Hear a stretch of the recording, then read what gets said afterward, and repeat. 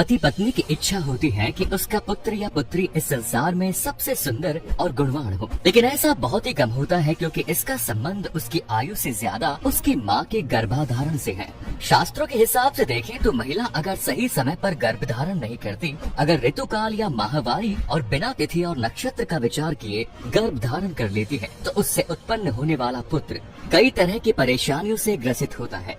यहाँ तक कि न सिर्फ उसके जीवन में समस्याएं आती हैं, बल्कि कम उम्र में ही वो दुनिया को भी अलविदा कह देता है। मनुस्मृति में इस बात का उल्लेख मिलता है कि ऋतुकाल या माहवारी, जिसे अंग्रेजी में पीरियड कहते हैं, उस दौरान महिलाएं अशुद्ध होती है। इस दौरान पति पत्नी को संबंध नहीं बनाना चाहिए। ऋतुकाल के 4 दिनों के बाद स्त्री शुद्ध होती है, लेकिन उसके बाद 7 दिनों तक पूजा पाठ नहीं करती। इस दौरान अगर कोई स्त्री गर्भ धारण करती है तो उससे उत्पन्न होने वाली संतान की आयु कम होती है। उसे अपने जीवन में कई तरह की दिक्कतों का सामना करना पड़ता है। आपने देखा होगा कि कई बच्चे अपने माँ बाप के जीवन में ही दुनिया को अलविदा कह देते हैं। किसी कारण से उनकी मृत्यु हो जाती है। कहा जाता है कि माँ बाप की एक गलती के कारण कम आयु में ही उनकी मृत्यु हो जाती है। गर्भ धारण को आजकल लोग अलग ही नजरिए से देखते हैं, लेकिन हिंदू धर्म में गर्भ धारण 16 संस्कारों में से एक है। जो भी पति पत्नी पुत्र या पुत्री की कामना करते हैं, उनके संबंध बनाने से पहले कई रीति रिवाजों को मानना होता है। ऋतुकाल से 8वीं, 14वीं या 16वीं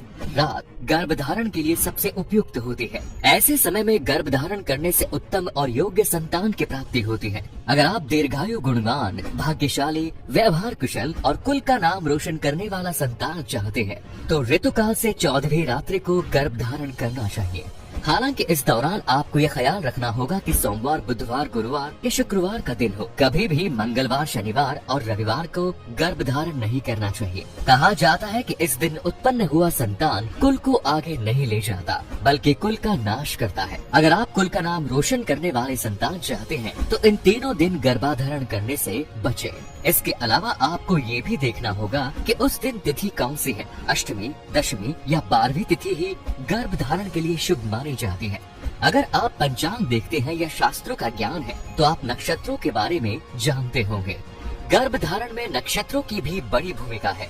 27 नक्षत्रों में रोहिणी, मृगशी, हस्त, चित्रा, पुनर्वसु, पुष्य, स्वाति, अनुराधा, श्रवण, धनिष्ठा, शतभिषा और तीनों उत्तरा यानी भाद्रपद, उत्तराषाढ़ा और उत्तरा फाल्गुनी नक्षत्र ही गर्भधारण के लिए शुभ है। अन्य किसी नक्षत्र में अगर आप ऐसा करते हैं तो संतान के अलावा माता को भी काफी कष्ट होता है।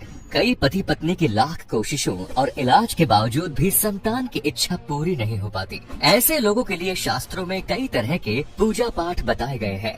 हालांकि आज के इस विज्ञान के युग में कोई उन बातों पर यकीन नहीं करता, लेकिन कहते हैं जब व्यक्ति हर तरफ से थक हार जाता है तो भगवान की शरण में आ जाता है। और आज भी आपको कई ऐसे लोग मिल जाएंगे जो शास्त्र के मुताबिक आचरण तो करना चाहते हैं, लेकिन ज्ञान के अभाव में ऐसा नहीं कर पाते। इतनी बातों को जानने के बाद 3 बातों का आपको और ध्यान रखना होता है। उसके बाद अगर कोई महिला गर्भधारण करती है तो उसे ओजस्वी पुत्र की प्राप्ति होती है। पति पत्नी को अपनी कुंडली किसी विद्वान से दिखवाना चाहिए और ये जानने की कोशिश करनी चाहिए कि कब से कब तक उनकी कुंडली में चंद्रमा बलवान है। इसके अलावा लग्न स्थान, केंद्र और त्रिकोण में शुभ ग्रह है या नहीं।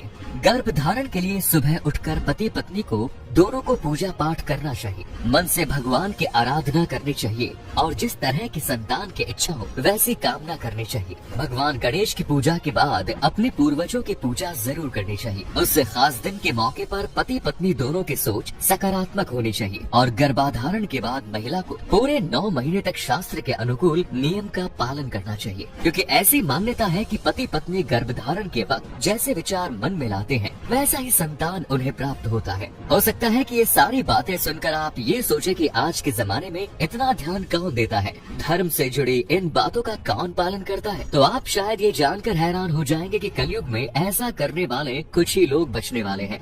ऐसा शास्त्रों में पहले ही लिखा जा चुका है। इसीलिए कहते हैं कि शास्त्रों के मुताबिक आचरण करने से व्यक्ति सुखी और समृद्ध होता है, लेकिन आजकल लोग ऐसा नहीं करते। इसलिए धर्म का पालन करने वाले, बड़ों की बात मानने वाले, उनका आदर करने वाले और समाज सेवा का विचार रखने वाले लोग कम ही धरती पर बचे हैं।